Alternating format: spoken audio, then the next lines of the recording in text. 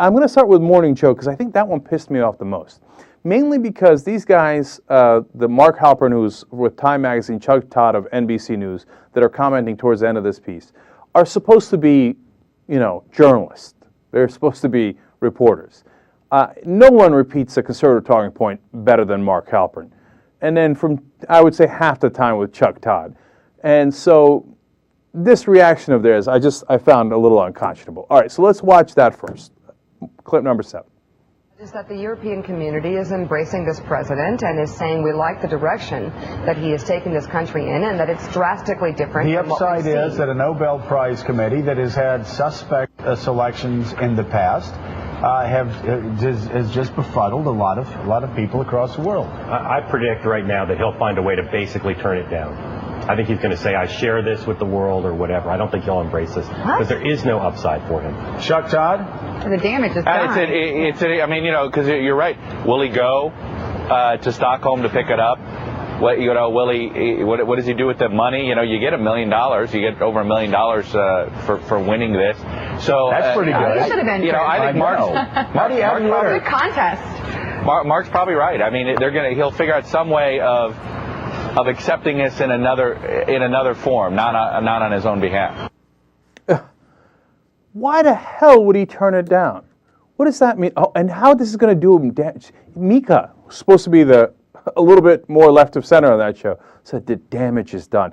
Boy, yeah, wow, he's so greatly damaged by winning a Nobel Peace Prize. I mean, he can't win no matter what he does. He doesn't get the Olympics. They're like, see, he's a failure. He does get the Nobel Peace Prize. They're like, see that, he's a failure.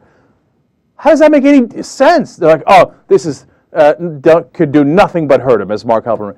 He's not alone. You know that I've read now 2 different articles in the mainstream press saying, here's another one from Time Magazine, from Nancy Gibbs. Obama's Nobel, the last thing he needs. Oh my God, this is going to hurt him so much because he won this prize. Unbelievable, man. Okay, when do you get to say he's done something positive? Okay? I mean, he can't win no matter what he does. No, he won that award too quickly. That's their main argument. Conservatives are saying it's a humiliation and embarrassment that he won the award. It was also a humiliation and embarrassment that he didn't get the Olympics. They said that it showed that the world didn't like him. Now they say this shows that the world likes him too much. So which one is it? Under what circumstance can this guy get a compliment rather than insults? And under what circumstance will the media say, hey, you know what? Maybe that conservative talking point doesn't make any sense. Man, did they jump and hug all over that. If they say they're surprised by it, that's normal, man. Everybody was surprised by it. I was surprised by it. If they say, hey, maybe he didn't deserve it, hey, you know what? That's a perfectly normal conversation. But to say he should give it back and that it's going to hurt him, well, that doesn't make any kind of sense at all. What wouldn't hurt him? Oh, well, you know what? He actually did accomplish peace, but he did it a little too quickly. Oh, he got the Israeli-Palestinian thing figured out. That's going to hurt him. That's going to hurt him. Oh, he got the economy figured out. Unemployment's way down, if that happens. Right? That's a humiliation. That's an embarrassment. What can he do where you would say, hey, that's a good thing and not a bad thing? It drives me nuts. All right, now you want to get into the really bad ones. Okay, that's the mainstream press, and they're all over what a terrible thing it is that he won an award. Now we go to, of course, the absolute lunatics. And king of the lunatics, of course, is Rush Limbaugh. Clip number 8. I think that everybody is laughing. Our president is a worldwide joke. Folks, do you realize something has happened here that we all agree with the Taliban and Iran about, and that is he doesn't deserve the award. Now, that's hilarious, that I'm on the same side of something with the Taliban, and that we all are on the same side as the Taliban.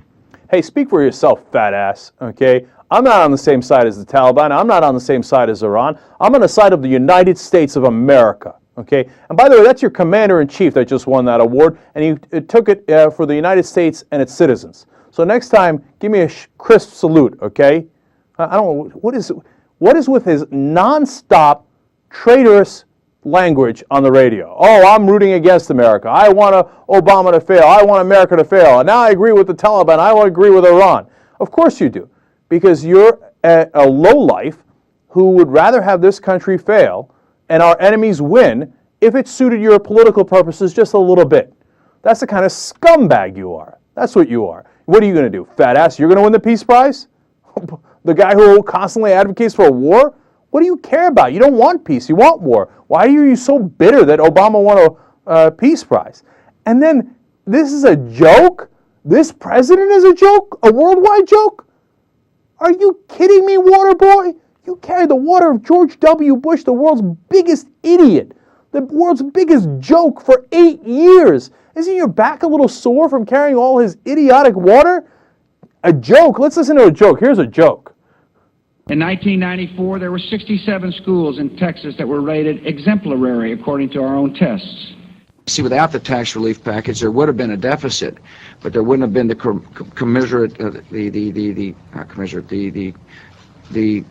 kick to our economy that occurred as a result of the tax relief.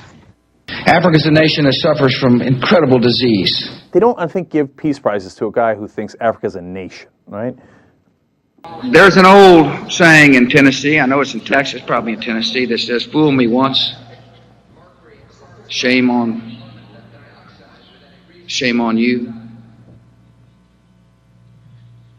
If fool me, we can't get fooled again. Worldwide joke. That's what you're telling me? A worldwide joke? Who takes guys like Rush Limbaugh seriously? I mean, come on.